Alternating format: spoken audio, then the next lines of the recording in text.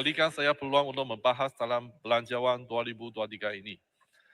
Tuan Yang Dipertua, saya ingin membangkitkan masalah kekurangan tongkes LPG di Sibu semakin serius kalau kerajaan tidak ambil langkah untuk mengatasinya.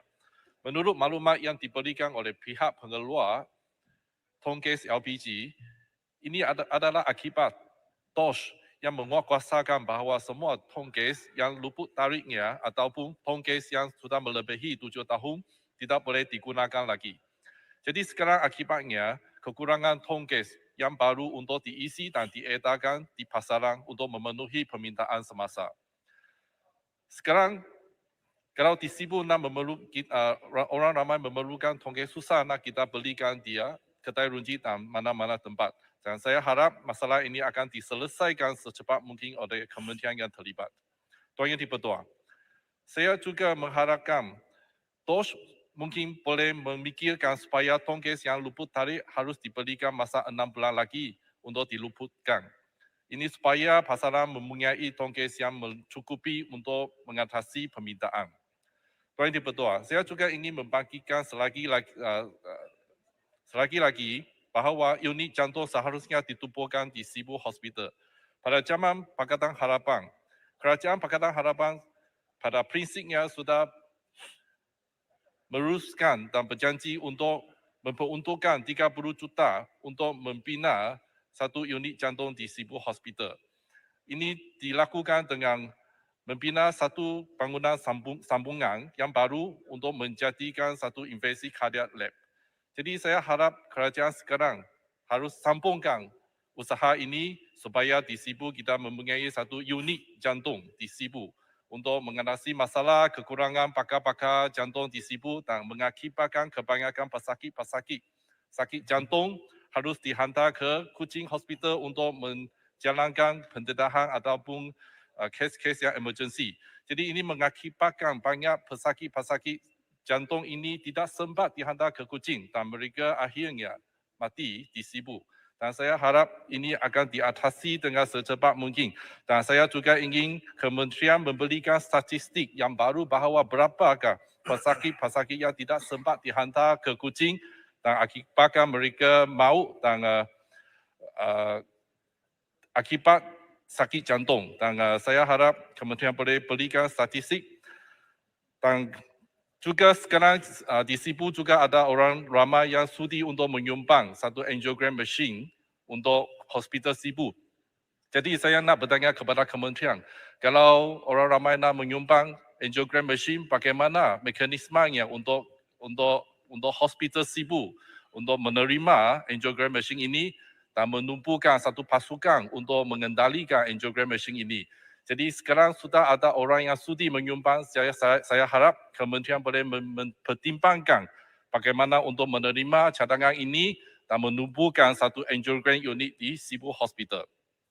Tuan Yang Dipertua, bukan saja unit jantung, di Sibu Hospital kita juga memerlukan radioterapi, unit radioterapi. Sekarang kebanyakan pesakit kanser harus pergi ke Kuching untuk menjalankan radioterapi. Di Sibu tidak ada, di Miri tidak ada, hanya di Kuching saja ada.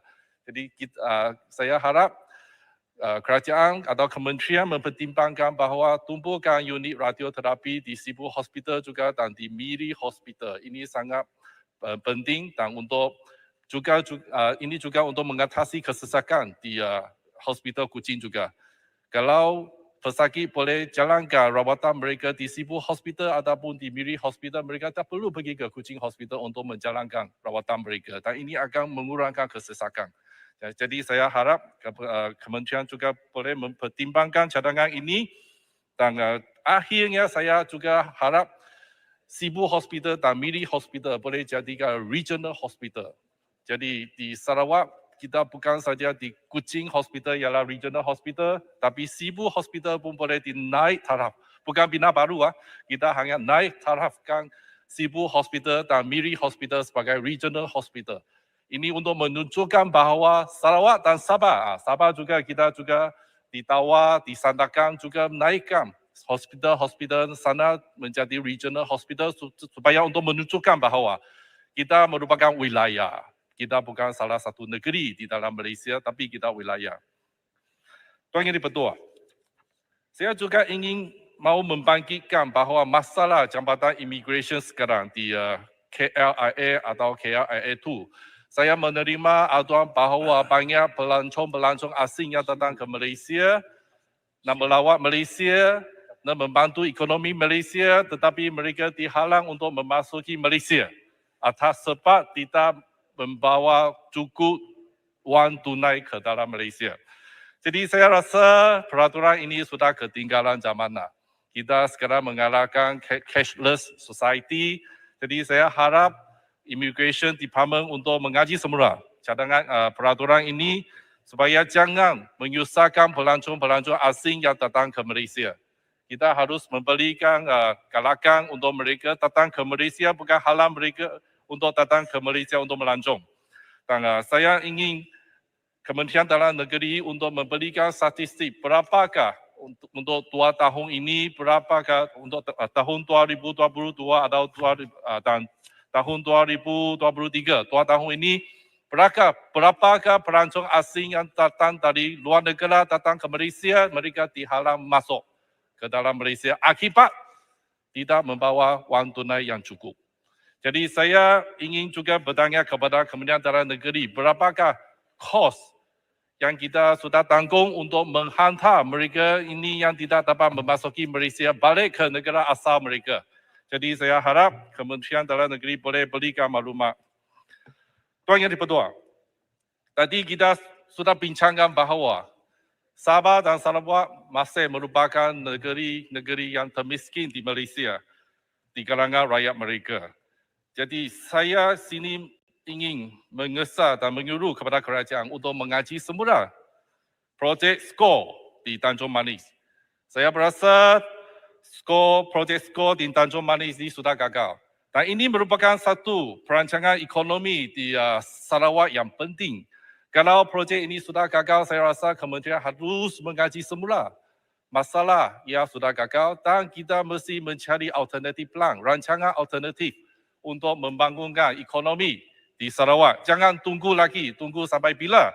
Jadi saya ingin kementerian mengaji semula dan apa yang saya sudah panggilkan masalah ini pada pembahasan yang terdahulu 2 minggu lepas dan jawapan yang diberikan oleh menteri saya rasa amat tidak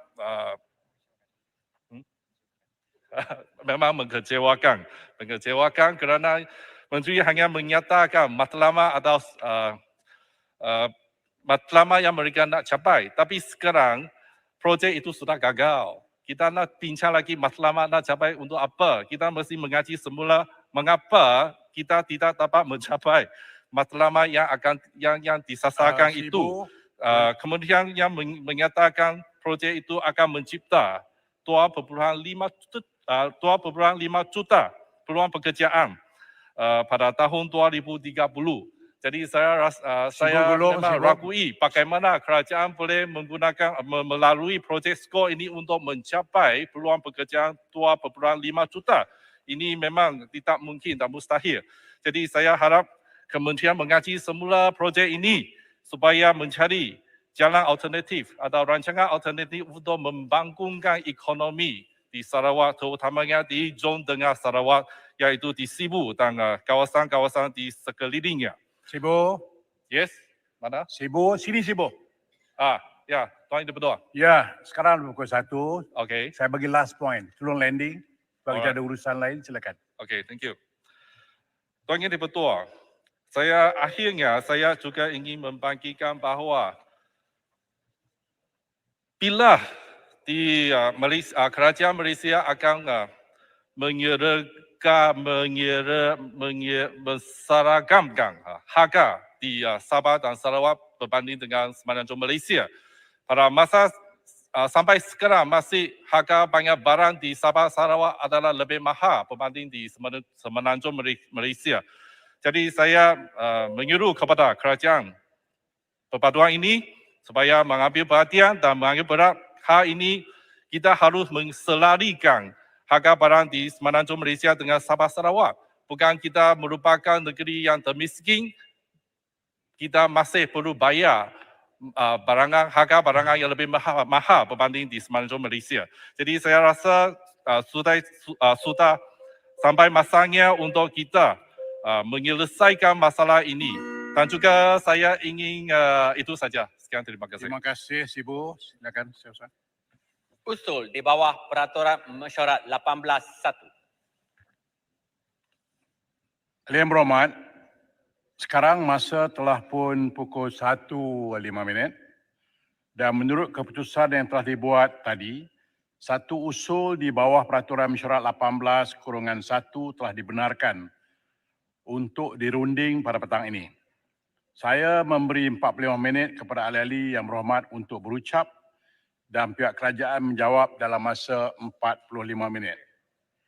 Yang berhormat bagi kawasan Keluang akan berucap. Sebelum Keluang berucap, saya nak maklumkan